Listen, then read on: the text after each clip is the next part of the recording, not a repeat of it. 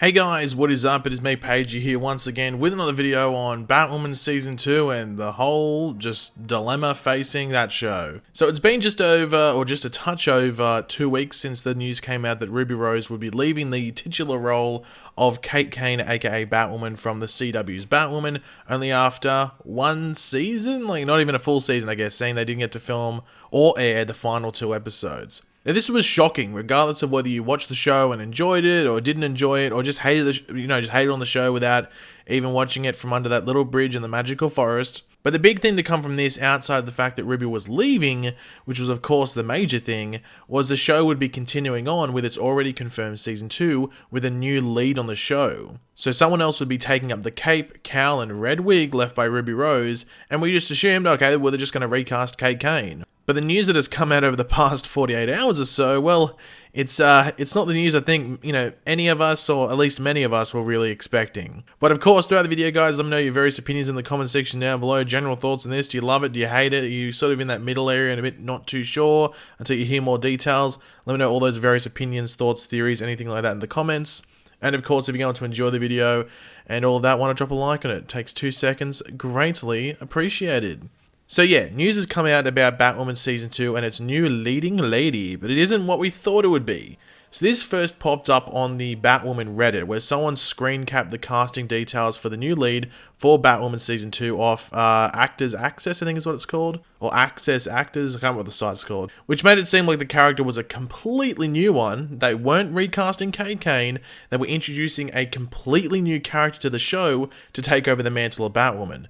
After only 1 season and really only 1 year in the Arrowverse of Batwoman being an actual thing. Now, The Hollywood Reporter was, I think, the first major trade to, confirm this, so I'm guessing ring up someone and confirm it.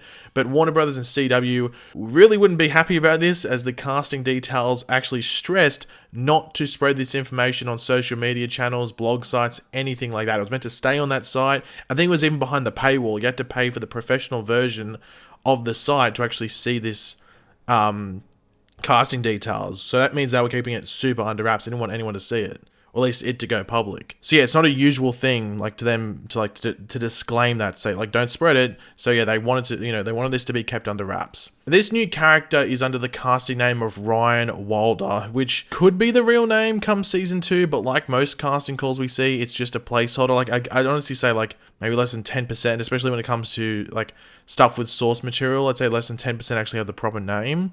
Unless it's like maybe for an episode, then it might be the actual name of the character, but usually it's just a placeholder. But she is described as a female in her mid to late 20s of any ethnicity. That's an important part to remember. Ryan Wilder is about to become Batwoman. She's likable, messy, a little goofy, and untamed. She's also nothing like Kane, the woman who wore the Batsuit before her. With no one in her life to keep her on track, Ryan spent years as a drug runner, dodging the GCPD and masking her pain with bad habits. Today, reformed and sober, Ryan lives in her van with her plant, a girl who would steal milk for an alley cat and could also kill you with her bare hands. Ryan is the most dangerous type of fighter, highly skilled and wildly undisciplined. An out lesbian, athletic, raw, passionate, fallible, and very much not your stereotypical all-American hero. So if you really look at that, it does sort of make it clear it's a new character, even though there was like a slim shady chance of them, that they were just going for a completely new take, and on like Kane decided to detail everything like this and make it seem really new. But yeah, it's confirmed as a completely new character now, and that's just what's coming in, I guess. But it must be said, they are still looking for a member of the LGBTQ plus community to play the character as, quote-unquote, Ryan will be an out lesbian on the show, just like Kate was. Now, is this good or is it bad? And, well, it's pretty bad. I don't think many people are overly positive about this. I'd say the vast majority of people are like, why the hell are you doing this? Because all of season 1 was spent building up Alice being pushed to the edge and to the breaking point, and then breaking, and then setting eyes on Kate and Batwoman. With the elephant in the room in regards to that being that, Alice is Kate's twin sister. So straight away you lose a ton of motivation, or at least connectivity, in regards to that character. Then we have Jacob Kane, Kate's father, who was built up for pretty much the entire back half of the season, especially to have this like vendetta against Batwoman, and it seemed they were going to pretty much make him like he is in DC Rebirth with the crows and everything like that. So you lose a lot of that dramatic side that Kate would have in regards to facing her dad, because her dad's probably interacting with her going, "Hey Kate, I love you," or "Batwoman, I hate you." So there could be a massive, dramatic storyline in regards to that. Then of course you have Tommy Elliot, or Hush, now disguised as Kate's cousin, Bruce frickin' Wayne. Everything that was built up for season 2 was more connected to Kate as a person and character rather than Batwoman. Batwoman was more, I guess, just the vehicle that Kate did to fight against this for the most part, but a lot of it was directed straight towards Kate. Like, Batwoman's almost like the side piece, if you want to call it, to the storyline. And pretty much every side character outside of maybe Luke Fox now is irrelevant, in my eyes at least. Mary, Sophie, and Jacob outside of Crow activity, like, what's the point of them? Especially, like, Mary and Sophie. Like, I don't really see the point of it. Sophie could still play into that Crow storyline if they wanted to, but it was sort of connected to, like, you only really paid attention to her because she had a connection to Kate. Mary, like, Kate's stepsister, unless she just wants to keep working with Luke. You lose a lot of, like, just relevance for these characters now. Now, I don't know what they're going to go. They might ditch some of them. They might do, like, a soft reboot, or just a reboot in general for season 2, where maybe, like, Luke and Jacob are the only one that stays around, or season 1 explains why all these characters go away, or maybe they just die, because they might make it that there's just this group thing where all these different characters are, and the characters they don't need on the show anymore, well, they just get blown the hell up. So you might see Mary, Sophie, Kate, Kane, anyone else they really want to get rid of, they just die in an explosion, because there's going to have to be an out route, if you want to call it, for Kate as a character. And you wouldn't keep her existing on the show, because is she just going to leave like Bruce did? That sort of defeats the purpose of the show, in my opinion. So I think the only option is either she dies or she goes in this coma. Like, and that's very soap opera-y. Opera-y? Is that even a word? Whatever. They can make her go in a coma, maybe. But I think the main one that they're probably going to go with is that she dies. I don't know what they're going to do. In regards to this, you might be asking, okay, well, you just sort of flossed and dabbed on that.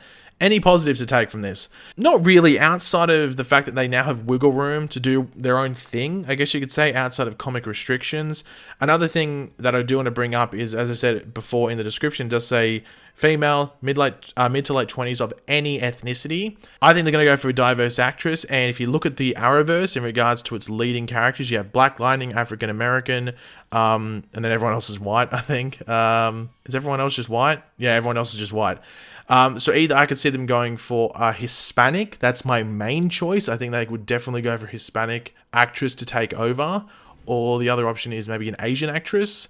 But I think that might depend if they keep Mary on the show. I think if Mary's still going to be there, which is probably more likely than not, I don't really see them just cutting everyone loose. So I think they might keep Mary. So if they keep Mary, then I don't think they'd make this new Batwoman an Asian actress.